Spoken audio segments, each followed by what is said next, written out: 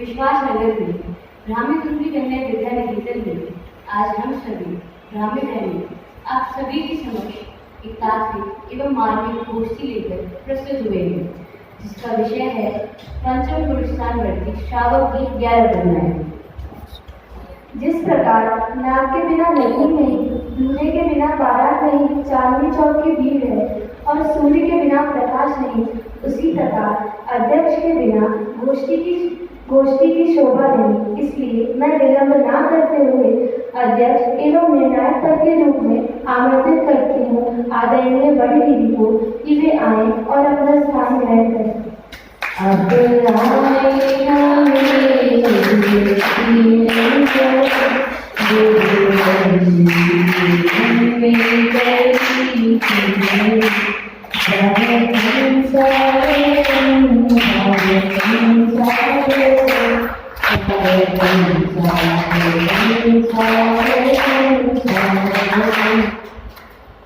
अब मैं इस गोष्ठी की शोभा को और भी शोभावान बनाने के लिए बुलाना चाहूंगी ब्राह्मणी विदुषी और ब्राह्मणी विदर्शी को कि वे आए और अपनी मधुर वाणी से इस मंगलमय वातावरण को और भी मंगलमय बनाएं।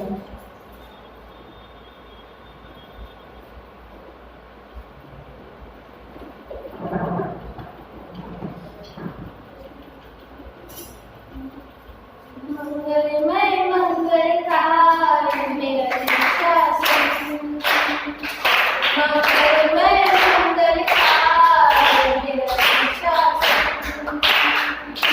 मेरा मंगलकार मेरा शासन,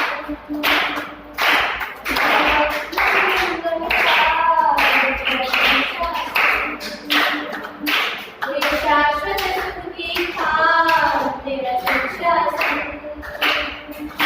मेरा भक्ति कोई सौभान मेरा शासन, विश्वनायक महान मेरा शासन, मेरा सोचे तुम समझ कर महान मेरा शासन, शिव सुख की है पहचान मेरा शासन, मंगलमय मंगलकार मेरा शासन, जय इतिहास के काम मेरा शासन, श्रावक रानी जय बेटी कागज देशदानी यीशु करूं, स्वगुणा पूर्व गुण सवर संदिशन्ति गुणोर्विता।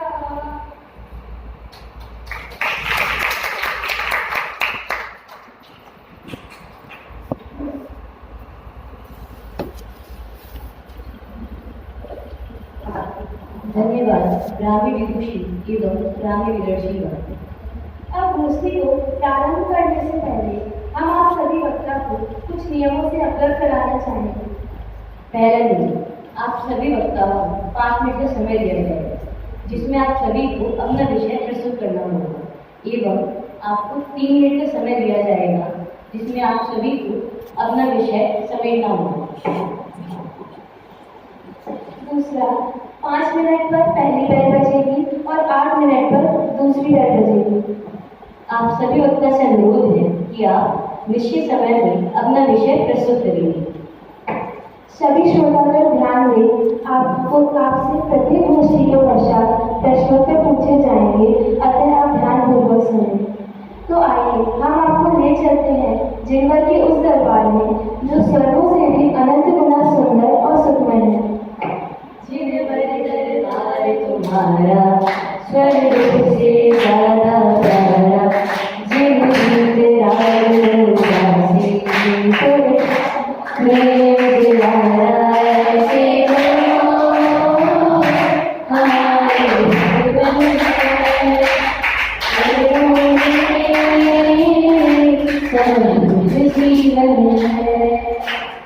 जैसा कि आप सभी को विदित ही है कि आज की गोष्ठी का विषय है पंचम पुरुषान वर्ती श्रावक की 11 कन्याएं। तो क्या आप यह जानते हैं कि प्रतिमा कहते किसे हैं और वह होती किसे है? निश्चय से जो स्वरूप स्थिरता अर्थात विकरालता की जहाँ वृद्धि होती है और आकाश बढ़ते हैं उसे निश्चय से प्रतिमा कहा। और व्यवहार से क्या कहा? व्यवहार से कहा है उस जीव को यथोचित स्वरूप स्थिरता रूप निश्चय प्रतिमा के साथ जो कषाय मलिनता रूप के भाव रहते हैं उसे व्यवहार से प्रतिमा कहा है। एवं ये 11 प्रतिमा पंचम पुरस्कार वर्गी शावकों होती है। अधिक नाटक समझदार जी में पंडित बनारसी दास जी ने कहा भी तो है, संयम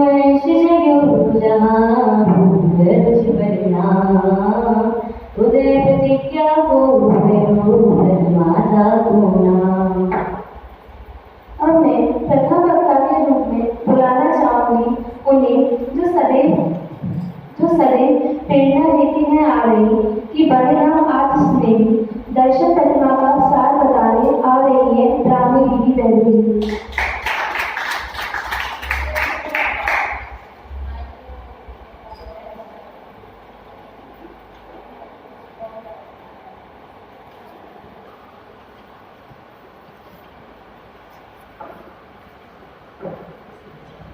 ओम नमः सिद्धेभ्य, ओम नमः सिद्धेभ्य, ओम नमः सिद्धेभ्य। आदरणीय अध्यक्ष महोदय, दंडाई महोदय एवं यहाँ उपस्थित सभी ब्राह्मी बालिकाओं को मेरा सादर जय जय। आज की हमारी इस मार्मिक एवं तात्विक गोष्ठी का विषय है प्रतिमा, जिसमें से मेरा विषय है दर्शन प्रतिमा। तो ये जो 11 प्रतिमाएं होती हैं यह पंचम गुणस्थान श्रावक की होती हैं। यद्यपि चतुर्थ गुणस्थान में जीव सम्यक दर्शन तो प्राप्त कर लेता है, परंतु अप्रत्याख्यानावरण कषाय का उदय होने से इस जीव को व्रत संयम आदि लेने के भाव नहीं आती, इसलिए इसे अव्रति श्रावक कहा जाता है। तब यह जीव स्वरूप स्थिरता से विकरालता की वृद्धि करके पंचम गुणस्थान में आता है। वहां इसका अप्रत्याख्यानावरण कषाय का अभाव हो जाता है। तो यह जो श्रावक है यह अपने स्वरूप की स्थिरता के लिए 11 प्रतिमाओं का पालन करता है। अब यह प्रतिमा है क्या? प्रतिमा का स्वरूप क्या है? हम अज्ञानी जीव क्या मानते हैं कि प्रतिमा उसे कहते हैं जो मंदिर जी में विराजमान दिख रही है, जो जैन भगवान मंदिर में विराजमान है, हम उसे प्रतिमा कहते हैं। कुछ लोग तो ऐसा भी कहते हैं कि हमने जितनी प्रतिमा रखवा दी तो हम उतनी प्रतिमा के धारी हो गए, परंतु यह कथन बिल्कुल गलत है।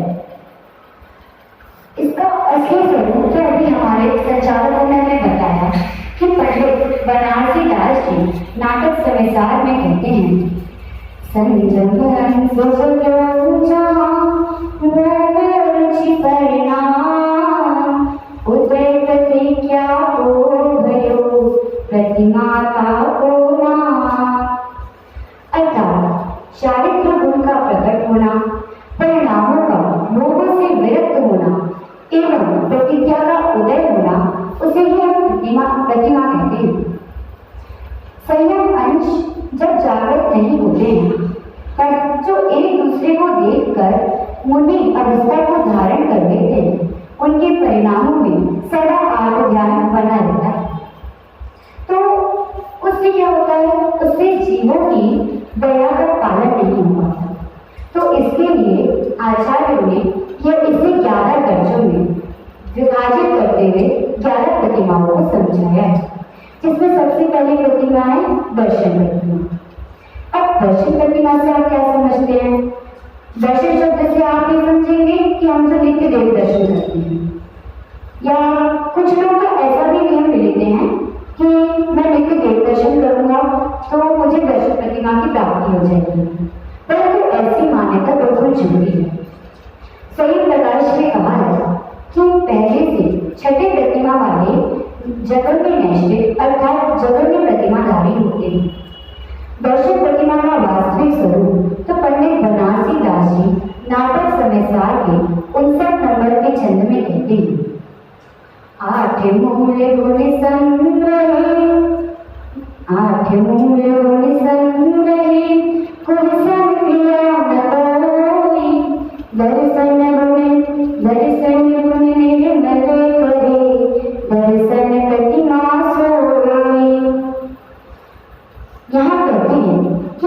कषाय की मंदता पूर्वक 8 नियमों का पालन, सत्य व्यसन का त्याग एवं दर्शन गुण की निर्मलता का प्रकट होना, उसे ही हम दर्शन प्रतिमा कहते हैं। तत्व ज्ञान पाठमाला भाग 1 में भी कहा है, मध्य मास मधु एवं पंच उदंबर फल अर्थात वड़, पीपल, उमर, कटुमर और पागल, इनका त्याग ही अष्टमूल गुण का पालन है। जुआ खेलना, मांस खाना, मदिरा पान, वेश्यागमन, शिकार करना, चोरी करना एवं पर स्त्री रमन, ये सत्य व्यसन है और इनका त्याग ही सत्य व्यसन त्याग है। निरंतर 4 सम्यक दर्शन का होना, उसे दर्शन गुण की निर्मलता कहा। सम्यक पूर्वक भूमि का योग्य शुद्ध परिणति ही निश्चय दर्शन प्रतिमा है और उससे ही जो सहज या हठग्रही, जो अपने मन में मंद कषाय रूप जो भाव होते हैं, उसी का नाम व्यवहार दर्शन प्रतिमा है। समर्थ भद्राचार्य के अनुसार यह 11 प्रतिमा जो है, इसमें 5 अनुव्रत, अहिंसानुव्रत, सत्यानुव्रत, आचार्यानुव्रत, ब्रह्मचर्यानुव्रत एवं परिग्रह परिमाण व्रत आता है। फिर अब यह जीव का प्रश्न होता है कि ऐसा कौन सा श्रावक है जो दर्शन प्रतिमा का धारक हो सकता है। तो उसके उत्तर में वृत्तिकरण श्रावकाचार में समर्थ भद्र आचार्य 137 नंबर के श्लोक में कहते हैं, सम्यक दर्शन शुद्ध संसार जीव भोग निर्णय, संसार शरीर भोग निर्णय, पंचगुण चरण शरणो दार्शनिक तत्व पठे विहार। अब इस श्लोक में यह बताते हैं कि ये जो सम्यक दृष्टि श्रावक होता है, ये जो श्रावक है, ये सम्यक दर्शन के 25 मल दोषों से रहित होना चाहिए। जो शरीर के साथ का जो संबंध है और ये जो इंद्रिय से हमें भोग उत्पन्न हो रहे हैं, इससे विरक्त होना चाहिए। पंच परमेश्वरी जिसको शरण हो तो, और जो संगत के द्वारा कथित वाणी है, वही इस श्रावक के लिए श्रद्धावान हो।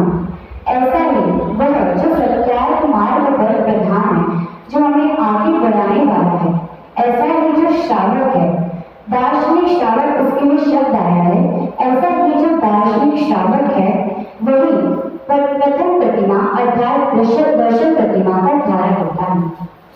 तो इस प्रकार हमने यहाँ दर्शन प्रतिमा का स्वरूप जाना। अंत में कुछ पंक्तियों के माध्यम से मैं अपने वक्तव्य को विराम देना चाहूंगी।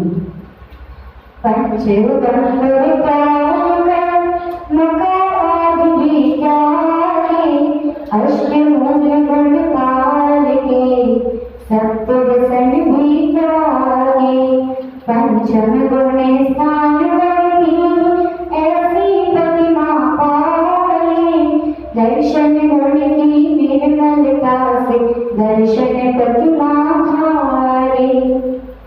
जैसे कि मोक्ष महल की प्रथम सीढ़ी सम्यक दर्शन है, ऐसे ही ये जो 11 प्रतिमाएं हैं, इसकी प्रथम सीढ़ी दर्शन प्रतिमा है। तो ऐसे ही हम भी दर्शन प्रतिमा को धारण करें और धीरे धीरे विद्यार्थी की वृद्धि करके अन्य सभी प्रतिमाओं को धारण करें। इसी मंगल भावना से मैं अपने वक्तव्य को यही विराम देती हूँ। ओम नमः सिद्धेभ्यः, ओम नमः सिद्धेभ्यः, ओम।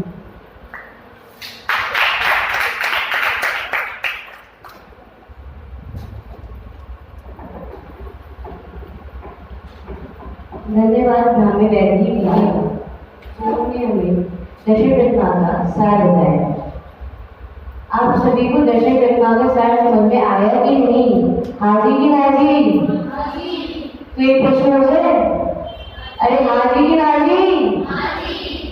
तो मेरा प्रश्न कुछ इस प्रकार है कि चतुर्थ वर्षांत में जीव को प्रतिमा क्यों नहीं होती?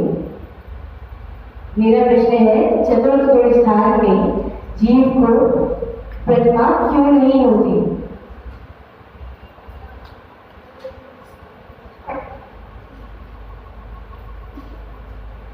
ब्राह्मी आज्ञा देवी।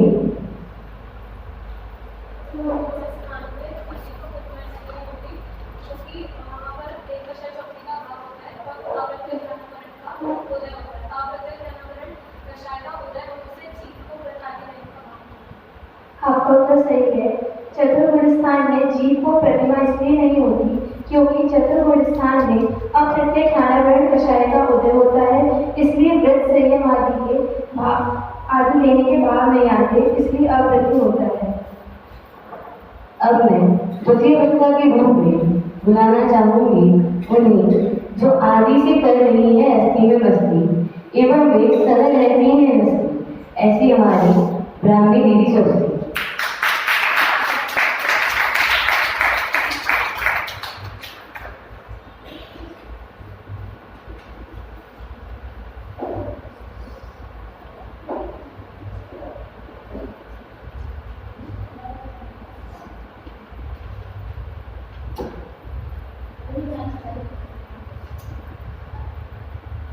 ओम नमः सिद्धेश्वर, ओम नमः सिद्धेश्वर, ओम नमः सिद्धेश्वर। आदरणीय अध्यक्ष महोदय, हे अतिथि महोदय, हे नायक महोदय एवं यहाँ पर उपस्थित सभी ब्राह्मी बहनों को सादर जय जय। आज की इस गोष्ठी में मेरा विषय है व्रत प्रतिमा। तो सबसे पहली बात आती है कि प्रतिमा किसे कहते हैं? तो कहा जो स्वरूप स्थिरता की वृद्धि होती है और आगाज करते हैं उसे निश्चय प्रतिमा कहा, और उसके साथ जो कसाय बनता जो भाव होते हैं उन्हें व्यवहार प्रतिमा कहा। यह जो प्रतिमा है वह पंचम परिस्थानवर्ती श्रावक को होती है, उन्हें दो कसाय चौकड़ी का अभाव होते हैं, उन्हें अलंकार होती और अप्रत्याख्यान ऐसी दो कसाय चौकड़ी का अभाव होता है। अभी पूर्व वक्ता द्वारा हमने दर्शन प्रतिमा के बारे में सोचा। अब जो दूसरी प्रतिमा है वह है व्रत प्रतिमा। तो सर्वप्रथम प्रश्न उठता है कि व्रत किसे कहते हैं? तो उसको बताते हुए आचार्य उमास्वामी तत्वार सूची में कहते हैं हिंसा व्रत स्त्रिया ब्रह्म परिग्रह प्रतिव्रत, अर्थात हिंसा, झूठ, चोरी, खुशी, परिग्रह इन सभी से व्रत होना उसे व्रत कहा। अब यह जो व्रत है वह दो प्रकार से कहे हैं, निश्चय व्रत और व्यवहार व्रत। निश्चय व्रत अर्थात राकेश आदि विकल्पों से रहित होने को निश्चय व्रत कहा, और जो प्रतिज्ञा पूर्वक 5 पाप के त्याग का प्रति रूप नियम लेना वह व्यवहार व्रत कहा। अब जो व्रत है वह दो प्रकार के कहे हैं, अणुव्रत और महाव्रत। अब यहाँ जो व्रत प्रतिमा है उसमें महाव्रत को नहीं लिया, मात्र अणुव्रत को लिया। तो महाव्रत को क्यों नहीं लिया? क्योंकि जो महाव्रत होते हैं वह छठे सातवें परिस्थानवर्ती मुनिराज को होते हैं, और यहाँ किसकी बात चल रही है? पंचम परिस्थानवर्ती श्रावक की बात चल रही है। अब बात आती है कि व्रत प्रतिमा किसे कहते हैं? तो उसको बताते हुए पंडित बनारसी दास जी नाटक समय सार में कहते हैं, पंचे अणुव्रत आदरे 3 गुण व्रत पान, और शिक्षा व्रत चारों धरे यह प्रतिमा चार। अर्थात जो 5 अणुव्रत, 3 गुण व्रत और 4 शिक्षा व्रत धारण करे उसे व्रत प्रतिमाधारी श्रावक कहते हैं। अब कहा कि अणुव्रत किसे कहते हैं? तो कहा जो हिंसादी 5 पाप है उनकी एक त्याग को अणुव्रत कहा। जो अणुव्रत है वह 5 कहें। पहला अहिंसाणुव्रत, हिंसा भाव के स्थूल रूप में त्याग को अहिंसाणुव्रत कहते हैं। हिंसा भाव के स्थूल रूप में त्याग को अहिंसाणुव्रत कहते हैं। दूसरा सत्यानुव्रत, प्रमाद के योग से असत्य वचन बोलना वह असत्य है और उसकी एक त्याग को सत्यानुव्रत कहते हैं। तीसरा अचौर्यानुव्रत, अचौर्यानुव्रत अर्थात चोरी के एक त्याग को अचौर्यानुव्रत कहते हैं। चौथा ब्रह्मचर्यानुव्रत, पूर्णतः स्त्री सेवन का त्याग होना ब्रह्मचर्य व्रत कहलाता है, और उसी के एक त्याग को ब्रह्मचर्यानुव्रत कहते हैं। पांचवा परिग्रह परिमाण व्रत, अपने से भिन्न पर पदार्थों में महत्व बुद्धि की परिग्रह। अपने से भिन्न जो पर पदार्थ है उनमें महत्व बुद्धि करना अर्थात अपनत्व बुद्धि करना वही परिग्रह है, और उसी के एक त्याग को परिग्रह परिमाण व्रत कहते हैं। यह तो हुई अणुव्रत की बात। अब जो 3 गुण व्रत और 4 शिक्षा व्रत है उन्हें सील व्रत कहा है। जिस प्रकार कोट नगर की रक्षा करते हैं उसी प्रकार सील व्रत अणुव्रत की रक्षा करते हैं, ऐसा पुरुषार्थ सिद्धि उपाय जी ग्रंथ में कहा है। इसके नाम बताते हुए आचार्य उमास्वामी तत्पाठ सूची में कहते हैं दिग देसा लर्थ दंड वृत्ति सामय दोस्त दोपवासों को भोग परिमाणातिथि संविभाग संपन्न। इसमें 3 गुणव्रत और 4 शिक्षाव्रत के नाम हैं। 3 गुणव्रत, दिग्व्रत, देशव्रत और अनर्थ दंड। इन तीनों को गुणव्रत कहा और सामायिक व्रत, रोजदोपवास व्रत, उपभोग परिभोग परिमाण व्रत और अतिथि संविभाग व्रत, इन चारों को शिक्षाव्रत कहा। लेकिन जो रत्नीकांत शास्त्राचार्य जी ग्रंथ है उसमें कुछ अलग तरीके से कथन आता है। उसमें कहा दिग्व्रत अनर्थे दंडे व्रत चाहो भोग परिमाण अनुग्रह राधि गुणान। इसमें कहा दिग्व्रत अनर्थ दंड और भोग परिमाण, इनको इसमें गुणव्रत कहा। अब गुणव्रत किसे कहते हैं? तो व्रतों में गुणाकार वृद्धि को गुणव्रत कहते हैं। अब जो 3 गुणव्रत है दिग्व्रत अनर्थ दंड और उपभोग परिमाण वो कुछ इस प्रकार दिग्व्रत अतः सूक्ष्म पापों से बचने के लिए 10 दिशाओं में आवागमन की मर्यादा करके जीवन पर्यंत उससे बाहर नहीं जाना दिग्व्रत कहलाता है। दूसरा अनर्थ दंड, अप्रयोजन जो प्रवृत्ति केवल पाप का कारण है उसका त्याग करना अनर्थ दंड कहलाता है। तीसरा उपभोग परिभोग परिमाण, न्याय उपभोग परिभोग में काल की मर्यादा करके काल की मर्यादा लेकर उनका त्याग करना उसे उपभोग परिभोग परिमाण कहते हैं। यह तो हुए 3 गुण। अब बात आती है शिक्षाव्रत। उसको बताते हुए आचार्य संबंध रत्नीकांत शास्त्राचार्य जी कहते हैं विकासिकम सामायिकम दोषदोपवाह शोभा वैयावृत्तम शिक्षा वृत्तानि चत्वारि श्रेष्ठानि। अर्थात देशावकाशिक, सामय, दोषदोपवास और वैयावृत्त, ऐसे ये 4 शिक्षाव्रत हैं। अब बात आती है शिक्षाव्रत किसे कहते हैं? तो कहा ऐसे गुण जिनसे मुनिव्रत धारण करने की शिक्षा मिलती है तो शिक्षाव्रत कहते हैं। जो पहला शिक्षाव्रत है देशावकाशिक, अर्थात रामादिक की निश्चित काल के लिए मर्यादा करना। रामादिक की निश्चित काल के लिए मर्यादा करना उसे देशावकाशिक व्रत कहते हैं। दूसरा सामायिक व्रत, सामायिक व्रत अर्थात समस्त पाप प्रयोग क्रिया व रागद्वेष आदि का त्याग और साम्य भाव को प्राप्त हो शुद्ध आत्मस्वरूप में लीन हो उसे सामायिक व्रत कहते हैं। तीसरा रोषदोपवास, पर्व के दिनों में सकल आरंभ विषय कैसा है वह आहार का त्याग उसे रोषदोपवास व्रत कहते हैं। चौथा तीसरा वैयावृत्त अर्थात गुणों में प्रेम करते हुए आत्मिक कर्तव्य समझकर व्यक्ति जनों का दुख दूर करना, महाजन आदि उनकी थकावट को दूर करने के लिए उनकी सेवा करना, वह वैयावृत्त नामक व्रत कहलाता है। अभी हम 12 व्रत का स्वरूप समझें। हम इन 12 व्रत को धारण करें और मुनि व्रत अंगीकार करने का अभ्यास करें। इसी मंगल भावना के साथ मैं अपनी बात को पूर्ण करूं। जय श्री कृष्ण।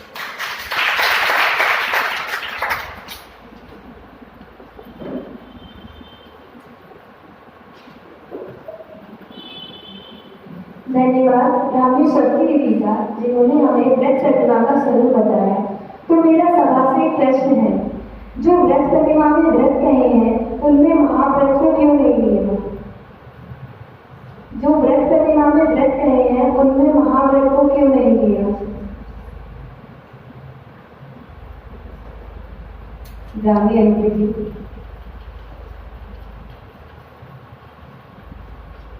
क्योंकि महाव्रत छठवें स्थान पर है और जो व्यास होते हैं उनका अंगीकार 5वें स्थान है। आपका उत्तर सही है। जो व्रत प्रतिमा में व्रत कहे हैं उन्हें महाव्रत में इसीलिए नहीं लिया है क्योंकि महाव्रत 6वें और 7वें गुणस्नानवर्ती मुनिराज को होते हैं और प्रतिमा पंचम गुणस्नानवर्ती श्रावण को होती है। अब मैं तृतीय वक्ता के रूप में बुलाना चाहूंगी जिन आज्ञा का पालन करने वाली और उनके बताए हुए मार्ग पर चलने वाली ऐसी ब्राह्मणी की आज्ञा हो कि वे आए और अपना विषय प्रस्तुत करें।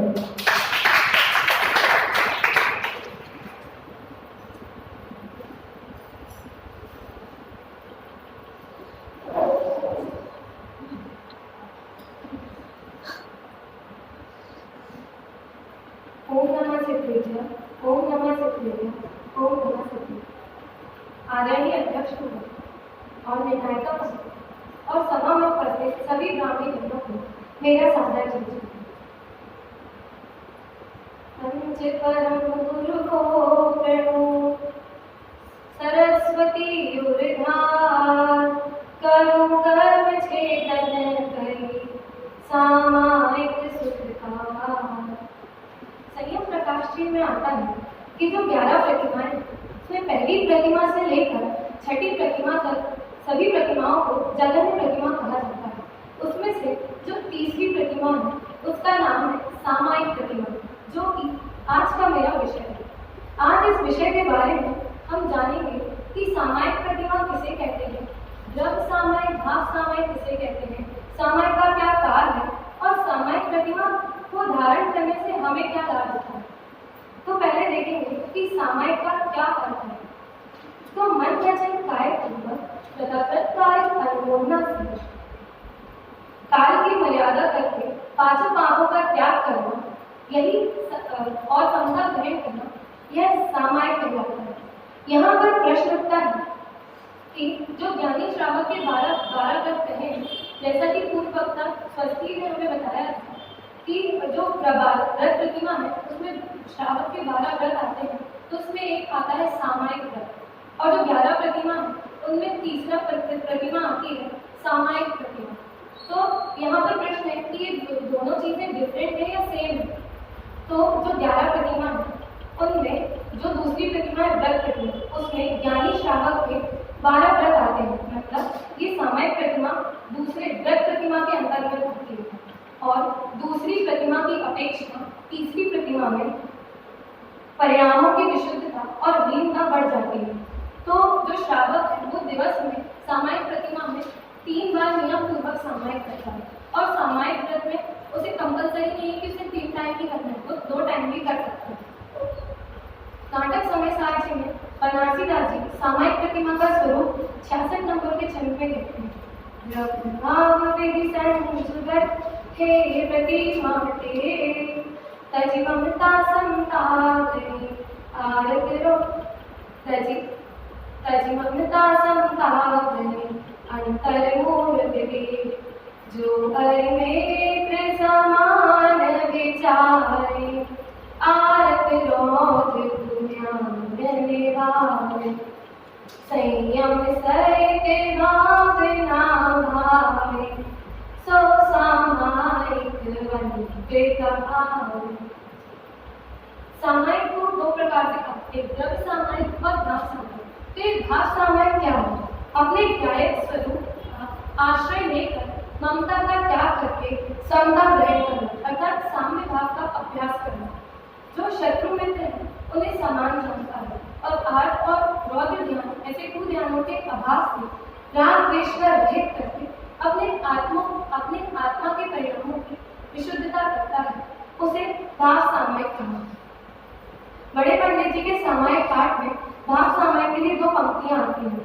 आत्मा ही समय कहावे आश्रय से क्षमता आवे वही सची सामायिक आई नहीं मुक्ति विधायक।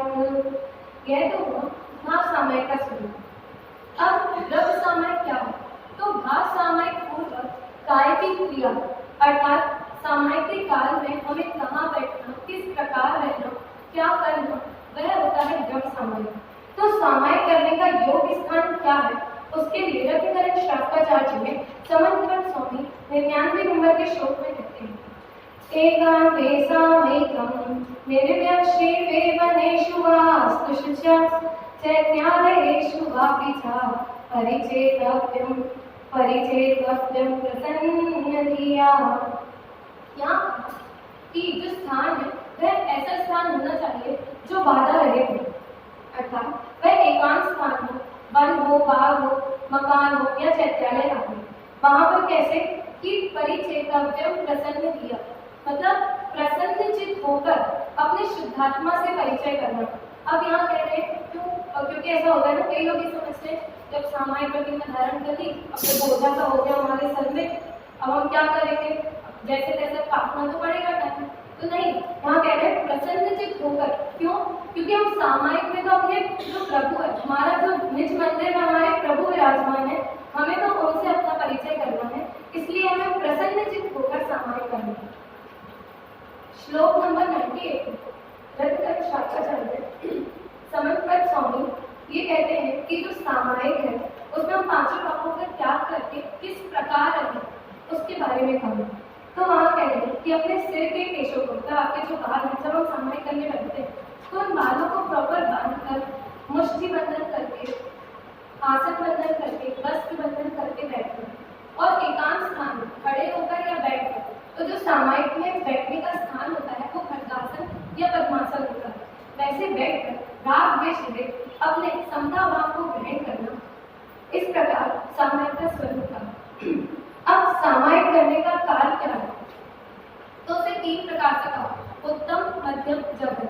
उत्तम काल है 6 घड़ी, मध्यम काल है 4 घड़ी और जो जघन्य काल है वो है 1 मुहूर्त। 1 मुहूर्त 2 घड़ी का होता है और 1 घड़ी 24 मिनट की होती है। तो 1 मुहूर्त को हम ऐसे लिखो, 1 मुहूर्त इक्वल्स टू 2 घड़ी कर लें तो 1 घड़ी का हो जाए 24 मिनट। तो 1 मुहूर्त ऐसे 2 मल्टीप्लाई बाय 24, तो 1 मुहूर्त 48 मिनट का होता है। जो गृहस्थ शपथ है उनके लिए जघन्य काल आ रहा है जो कि 1 मिनट अर्थात 48 मिनट या 2 घड़ी का। अब जैसे लोग हैं वो सामायिक प्रतिमा के बारे में क्या सोचते हैं कि जो सामायिक है उसे हमें एकांत स्थान पर बैठकर अंतर्मुख मार्ग के लिए सामायिक आदि पाठ करना या प्रतिक्रमण आदि बोलना करना, उसे वे सामायिक समझते हैं। और ये उन सामायिक पाठ को करके वो ये कहते हैं कि हमें सामायिक प्रतिमा धारण है। लेकिन ऐसा नहीं है। वास्तव में सच्ची सामायिक तो वो है कि द्रव्य सामायिक के अनुसार अपने ग्राहक स्वभाव की रुचि और साम्य भाव को ग्रहण करना, यही सच्ची सामायिक है। अंत में मैं छोटे पंडित जी के भजन की 2 पंक्तियों अपने वक्तव्य को विराम देना चाहूंगी। 2 घड़ी निज नाथ के नजदीक तो आओ, अपनी प्रभुता देख लो बाहर ना भरमाओ। हम सभी ममता का त्याग करके समता भाव ग्रहण इसी मंगल कामना से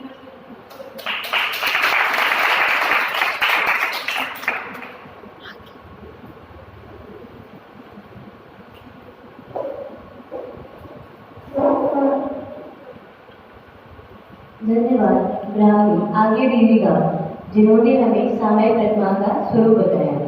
अब सभा से एक प्रश्न हो जाए। अरे हाजी हाजी। तो मेरा प्रश्न कुछ इस प्रकार है कि सामायिक का काल कितना कितना है और वह कितने प्रकार का कहाँ है। सामायिक का काल कितना कितना है और वह कितने प्रकार का कहाँ है।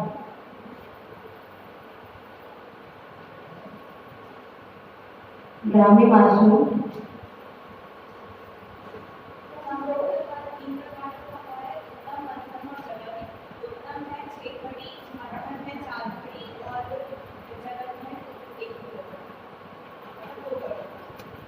आपका उत्तर सही है। सामायिक का काल 3 प्रकार का कहा है। जघन्य 2 घड़ी अर्थात 1 मुहूर्त, मध्यम 4 घड़ी और उत्तम 6 घड़ी। संयमी गुरु पाकर हम भी आचरण बनाए उन्हीं जैसा। संयमी गुरु पाकर हम भी आचरण बनाए उन्हीं जैसा। पुरुषोत्पास प्रतिमा का स्वरूप बताने आ रही है ब्राह्मी की निवेशन।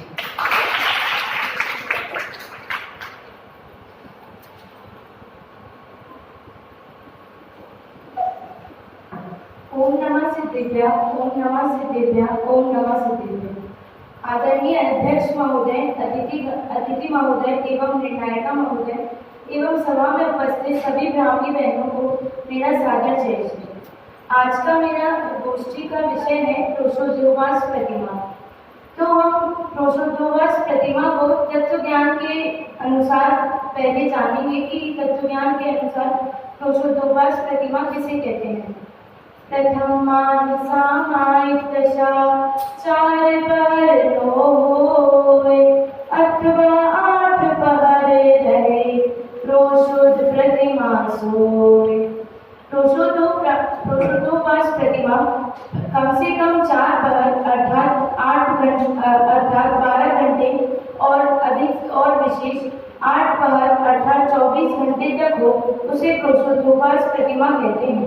प्रोषोद्योपास प्रतिमाधारी श्रावक जब अपने गायक स्वभाव में श्रद्धा ज्ञान पूर्वक लीन होता है और श्रद्धा ज्ञान पूर्वक लीन होने पर पूर्व अपेक्षा बढ़ जाने पर जब आहार आदि को छोड़कर उपवास करता है, उपवास में ही लीनता मानता है, उपवास आदि में ही अपना सुख मानता है और संसार शरीर भोगों से आसक्ति घटा देता है और आहार को भी छोड़ देता है और उपवास की प्रतिज्ञा ले लेता है, उसे प्रोषोद्योपासधारी श्रावक कहा जाता है। अब आप कहेंगे कि उपवास तो हम भी करेंगे तो हमें भी चौथी प्रतिमाधारी बोलना चाहिए। तो मात्र उपवास करने से कोई चौथी प्रतिमाधारी श्रावक नहीं होता और मात्र भोजन न करने से कोई उपवास नहीं करता, क्योंकि कषाय विषया आहार त्यागो यत्र विधीयते उपवासा सा विज्ञा शेष लंघनकम विदु। मतलब कषाय विषय और आहार के त्याग को ही उपवास कहा जाता है और इसके अलावा जो भी है उन्हें लंघन कहा जाता है। अब हम प्रोषोद्योपास प्रतिमा को सागर धर्मामृत के अनुसार जानेंगे। तो जो प्रोषोद्योपास प्रतिमा है, जब हम सामायिक करते हैं तो उसमें अपनी दृढ़ता बनाए रखना, परिचय उपसय आदि में भी अपने चित्त को आकलित नहीं करना, समझा भाव बनाए रखना, उसको ही प्रोषोद्योपास प्रतिमा कहा जाता है। और अपनी इच्छाओं पर अच्छी तरह विजय प्राप्त करना, तनिक रंच मात्र भी विचलित न होना, स्वभाव में दृढ़ता बनाए रखना, उसको ही प्रोषोद्योपास प्रतिमा कहते हैं। और 4 पर्वों में शास्त्रानुसार त्याग करना, उसको ही प्रोषोद्योपास प्रतिमा कहा है। अब हम जानेंगे कि प्रोषोद्योपास प्रतिमा में भोजन की क्या मर्यादा रहती है। तो जो हमने 4 पर्व कहे, अब वो 4 पर्व कौन से हैं? तो 4 पर्व उनमें से शुक्ल पक्ष की अष्टमी और चतुर्दशी और कृष्ण पक्ष की अष्टमी व चतुर्दशी, इनको 4 मास के 4 पर्व कहा है। अब प्रत्येक पर्व में चारों प्रकार के शास्त्रानुसार आहार का त्याग होता है। अब 4 आहार कौन कौन से? तो खाद्य, स्वाद्य, लेद्य और पेय। खाद्य, स्वाद्य, लेद्य और पेय, इनका त्याग शास्त्रानुसार करना चाहिए। अर्थात जैसे अष्टमी को प्रोषोद्योपास करना है तो सप्तमी के दिन एकादशी व्रत पूर्वक स्वीकार करना चाहिए। अष्टमी को बिल्कुल निष्आहार मतलब आपको उपवास करना है और नवी को पालना पूर्वक अपना उपवास को तोड़ना है। इस प्रकार प्रत्येक पर्व में 4 बार भोजन के त्याग को प्रोषोद्योपास कहते हैं। यहाँ भोजन के 4 प्रकार आए हैं और उसमें से पहला प्रकार है इक्षु रस, गौरस, फल रस और धान्य रस। क्या? इक्षु रस, गौरस, धान्य रस और फल रस। इक्षु रस में जो गन्ने से मिलता हो उसमें खांड, गुड़ इत्यादि, और गौरस में जो गाय से उत्पाद होता हो अर्थात घी, दूध इत्यादि, और फल रस में ककड़ी, संतरा, अंगूर आदि, और धान्य रस में माड़, गेहूं इत्यादि।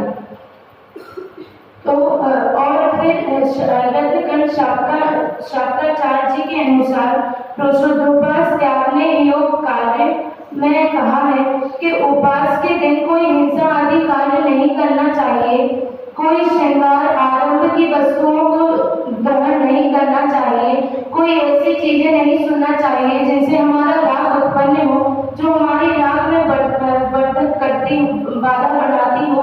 हमें टीवी, सर्कस इत्यादि भी नहीं देखना चाहिए। हमें समता पूर्वक अपना सामायिक में पूरा समय व्यतीत करना चाहिए।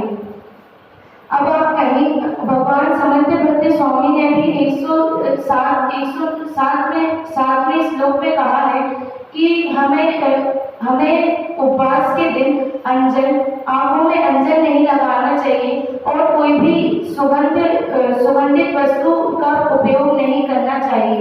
अब आप कहेंगे कि हम उपवास कर रहे हैं तो हम ये सब क्यों नहीं कर सकते? तो जब आप उपवास करेंगे तो इसमें जो अंजन है, जो आंखों में अंजन लगाएंगे, अंजन अर्थात काजल, अंजन लगाएंगे, उसमें भी आपका उपवास जो है वो भ्रष्ट होगा और जो आप सुगंधित वस्तुओं को सूंघेंगे उसमें भी आपका उपवास भ्रष्ट होगा। और फिर आपके मन में सवाल होगा कि उपवास के दिन कुल्ला तो कर सकते हैं, तो कुल्ले को भी इधर पर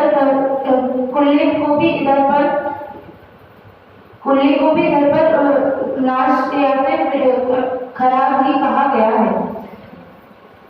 जो वस्तु जिसके साथ आपको स्वादिष्ट लगती है उस व्यंजन को भी लेना विकृति ही है। अंत में मैं अपना विषय उपवास का अर्थ होता है उप प्लस वास, जहाँ उप का अर्थ होता है समीप और वास का मतलब वास करना, अपने समीप या नजदीक, आत्मा में वास करना, निज मंदिर में वास करना, अपने परिणामों को विशुद्ध करना। किसी मंगल भावना के साथ मैं अपने वक्तव्य को विराम देती हूँ।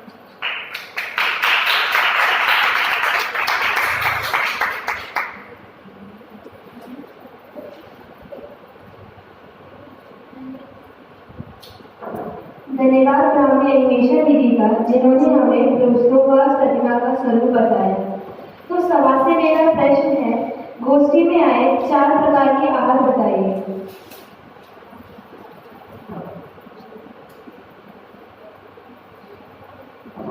ब्राह्मी अपूर्वी।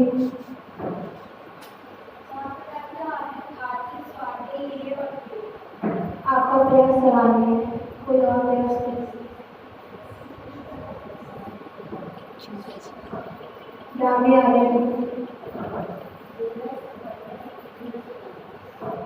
आपका तो सही है। 4 प्रकार के आहार कुछ इस प्रकार है। प्रथम गौरस, द्वितीय इक्षुरस, तृतीय धान्यरस, चतुर्थ फलरस।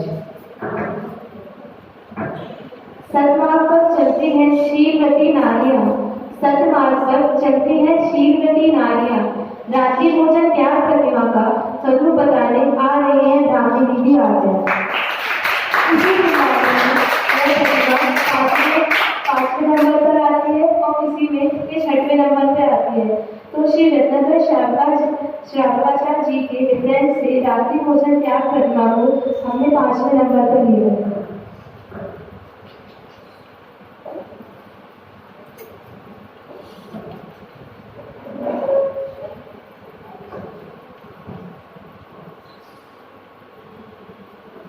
ओम नमः सिद्धेभ्यः, ओम नमः सिद्धेभ्यः, ओम नमः सिद्धेभ्यः। यहाँ पर उपस्थित आदरणीय अध्यक्ष महोदया, आदरणीय विधायिका महोदया एवं मेरी सभी ब्राह्मी बहनों को मेरा सादर जय जय।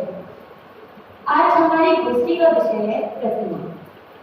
अभी पूर्व वक्ताओं के द्वारा हमने 4 प्रतिमाओं का स्वरूप जाना और अब 5वीं प्रतिमा है रात्रि रूपी त्याग प्रतिमा। तो यह क्या है?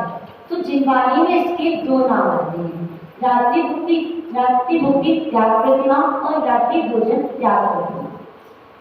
तो हम बचपन से ही पाठशाला में पढ़ते आ रहे हैं कि हमें रात्रि में भोजन नहीं करना चाहिए। क्यों नहीं करना चाहिए? क्योंकि इससे जीवों की हिंसा होती है। रात्रि में मक्खी मच्छर आदि भोजन में गिर जाते हैं, तो इससे जीवों की हिंसा होती है। जैन धर्मी जीव रात्रि भोजन करता है तो वह आगे के मार्ग में भ्रष्ट हो जाता है। रात्रि में चूल्हा, चक्की, बर्तन आदि का आरंभ करना, रखना, उठाना, इन घोर पाप कार्यों से महान हिंसा होती है। तब घोर आरंभी को जिन धर्म का लेस भी नहीं रहती। अब आरंभी हिंसा अर्थात क्या? तो बर्तन आदि उठाना रखना और पानी भरना आदि कार्यों में जो हिंसा होती है वह आरंभी हिंसा होती है। अब रात्रि भोजन त्याग का स्वरूप बताते हुए आचार्य अमृतचंद्र देव पुरुषार्थ सिद्धि उपाय ग्रंथ में कहते हैं, किम वा बहु कल्पितैरिति सिद्धं यो मनोवचन काये परेरति रात्रि भुक्तिं तदभिमहिंसां सा पालयति। अर्थात रात्रि भोजन करने में और रात्रि में भोजन बनाने में सदैव ही हिंसा होती है, परंतु रात्रि में भोजन करना और रात्रि में से ज्यादा रात्रि में भोजन बनाने में हिंसा होती है। खास तौर से बाजार के बने हुए पदार्थों का तो बिल्कुल ही हमें सेवन नहीं करना चाहिए। इसलिए अहिंसा व्रत का पालन करने के लिए प्रथम हिंसा का त्याग करना आवश्यक है। कोई आचार्य इसे रात्रि भोजन त्याग को अहिंसानुगत में गर्भित करते हैं और कोई आचार्य इसे सष्टम अनुगत के नाम से गर्भित करते हैं। अब यहाँ प्रश्न उठता है कि हम भोजन रात्रि में करें या दिन में करें, हिंसा तो दोनों में होगी। तो उसका आचार्य एक उत्तर देते हैं कि जिस प्रकार अन्न के भोजन में हिंसा होती है, अन्न के भोजन में कम हिंसा होती है और मांस के भोजन में ज्यादा हिंसा होती है, उसी प्रकार दिन में भोजन करने से कम हिंसा होती है और रात्रि में भोजन करने से ज्यादा हिंसा होती है। तो हमने ये जाना कि रात्रि भोजन त्याग किसे कहते हैं। अब आज का टॉपिक क्या है? रात्रि भोजन त्याग प्रतिमा। तो रात्रि भोजन त्याग प्रतिमा किसे कहते हैं? तो उसका स्वरूप बताते हुए आचार्य सूर्य सागर महाराज श्री स्वयं प्रकाश जी ग्रंथ में कहते हैं, निशायम खाद्यम पानम स्वाद्यम नेहम दिवा मैथुनानि च सवेतो रात्रि भुक्ति अनुकंपाये सुखेषु रक्षणम। अर्थात कृत कार्य अनुमोदना पूर्वक और मन वचन काय पूर्वक रात्रि मात्र को हर एक प्रकार के भोजन का त्याग करना, अर्थात सूर्य के छिपने के 2 घड़ी अर्थात 48 मिनट पहले और सूर्य के निकलने के 2 घड़ी पश्चात अर्थात 48 मिनट बाद तक आहार, पानी, स्वाद्य, खाद्य, मेल और पेय इन चारों प्रकार के आहारों का त्याग करना रात्रि भोजन त्याग प्रतिमा कहलाता है। अब रात्रि भोजन त्याग प्रतिमा का दूसरा नाम दिवा मैथुन त्याग प्रतिमा है। तो दिवा मैथुन का अर्थ क्या होता है? दिवा मैथुन अर्थात इस दिन में स्त्री संसर्ग का शब्द का त्याग करना दिवा मैथुन, और इसका त्याग व्रत प्रतिमा के पहले पाक्षिक अवस्था में ही हो जाता है। जितेंद्रिय पुरुष श्रावक रात्रि में ही ऋतुकाल में भी संतान प्राप्ति के लिए न कि विषय भोगों की इच्छा के लिए स्वदारा का सेवन करते हैं।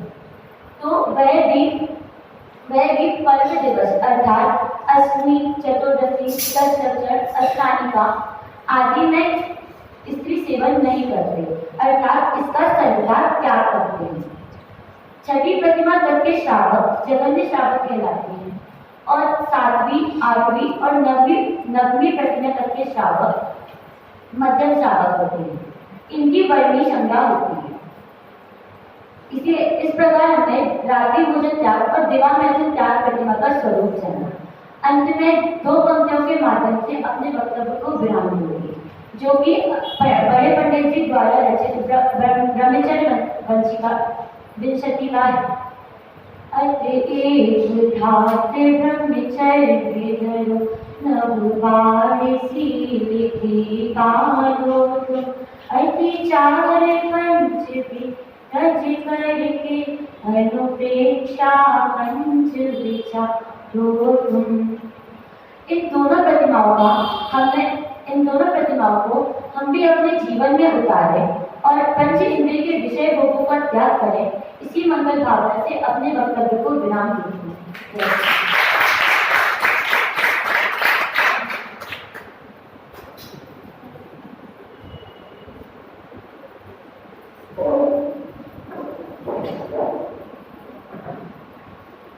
धन्यवाद ब्राह्मणी आर्य दीदी का, जिन्होंने हमें रात्रि भोजन त्याग प्रथा का स्वरूप समझाया। अब एक और सवाल में पूरा प्रश्न हो जाए। तो मेरा प्रश्न कुछ इस प्रकार है, रात्रि भोजन त्याग प्रथा का दूसरा नाम क्या है?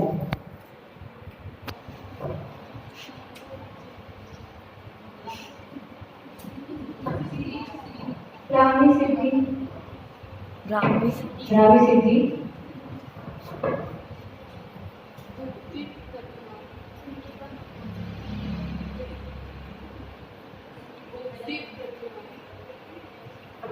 आपको बड़ा सराहनीय था।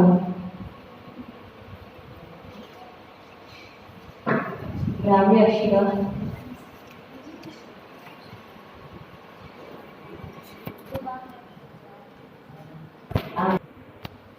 धन्यवाद सभी वक्ताओं का, जिन्होंने अपने विषय को सरल रूप से स्पष्ट किया एवं उत्साह से प्रस्तुत किया।